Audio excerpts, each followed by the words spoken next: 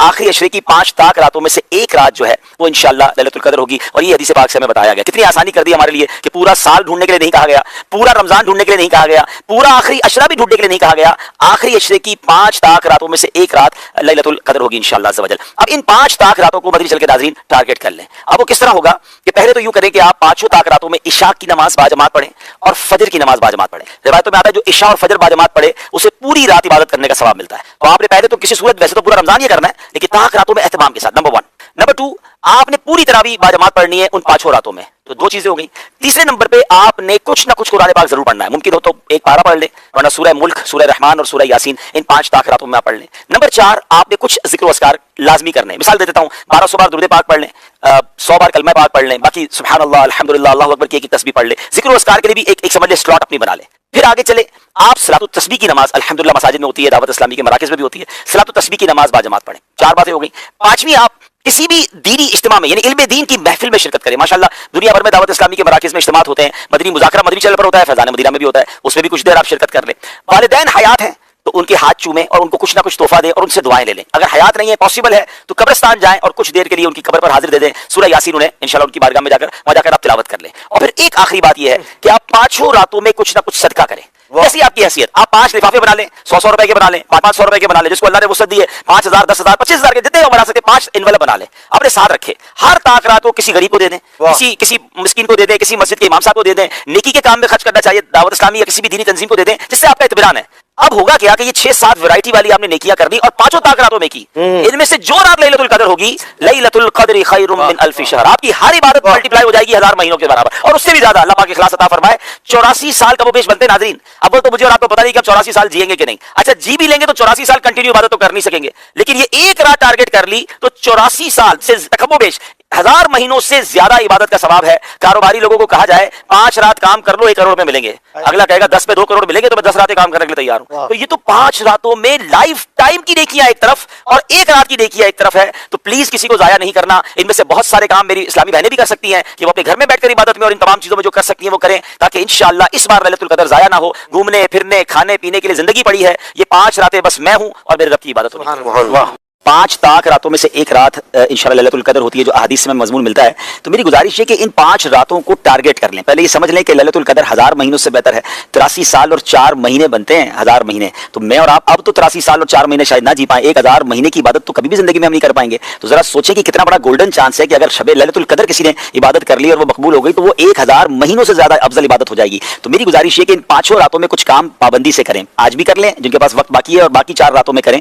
اور وہ یہ ہے کہ عشاء کی جماعت اور فجر کی جماعت جو باجماعت پڑھتا ہے اس کو ساری رات عبادت کرنے کا ثواب ملتا ہے. تو ایک کام تو یہ کر لیں. پھر ان 5 راتوں میں کچھ نوافل ایکسٹرا پڑھ لیں, ممکن ہو تو 7 تسبیح پڑھ لیں یا کچھ نوافل پڑھ لیں. تیسرے نمبر پر کچھ نہ کچھ اللہ کی راہ میں خرچ کریں. بے شک 50-100 روپے کر لیں, جس کی جیسی حیثیت, 500 روپے 5 راتوں میں کر لیں, 1000 کر لیں یا 10,000 کر لیں, جتنی آپ کی حیثیت ہے وہ آپ اس کے انویلپ بنا لیں, کسی غریب کو دے دیں, کسی کی مدد کر دیں, کسی نیکی کے کام میں خرچ کر لیں. چوتھے نمبر پر آپ جو ہے وہ ہو سکے تو درود پاک 1200 بار پڑھ لیں. کچھ نہ کچھ تلاوت قرآن بھی کریں اس 5 راتوں میں. سورہ ملک پڑھ لیں, سورہ یاسین پڑھ لیں. اور آخری بات یہ کہ اگر ماں باپ ہیں تو ان کے دستبوسی کر لیں, چلے گئے تو ہو سکے تو قبرستان میں حاضری دے دیں. اب یہ 5-6 نیکی کے کام ٹارگٹ کر لیں اور ساری 5 راتوں میں کریں.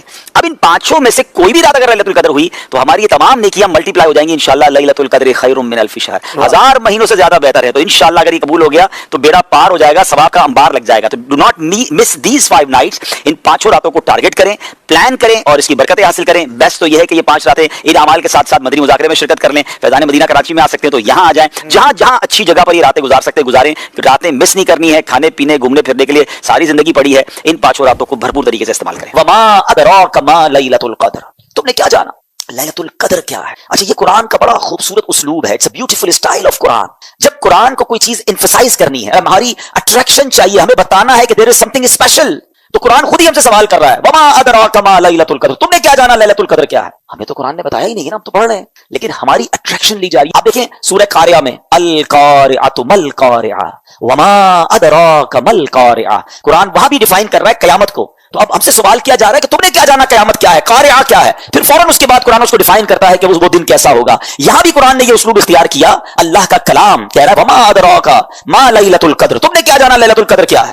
پھر آگے خود قرآن بتا رہا ہے لیلۃ القدر خیر من الف شہر, یہ رات 1000 مہینوں سے بہتر رات ہے. اب 1000 مہینوں کا مطلب کیا ہوا, 83 years and 4 months, اپروکسیمیٹلی 83.5 سال. یہ سوال ذہن میں آ سکتا ہے کہ قرآن نے 100 سال نہیں کہا، 150 سال نہیں کہا، 1000 مہینوں کی کیلکولیشن کہاں سے آئی؟ سبحان اللہ. اس کے پیچھے بہت سارے شان نزول علماء نے بیان کیے. ایک شان نزول یہ ہے کہ نبی پاک علیہ الصلوۃ والسلام نے بنی اسرائیل کے ایک بہت عظیم بزرگ کا واقعہ صحابہ کرام کو سنایا. ان کا نام تھا حضرت شمعون رضی اللہ تعالیٰ عنہ.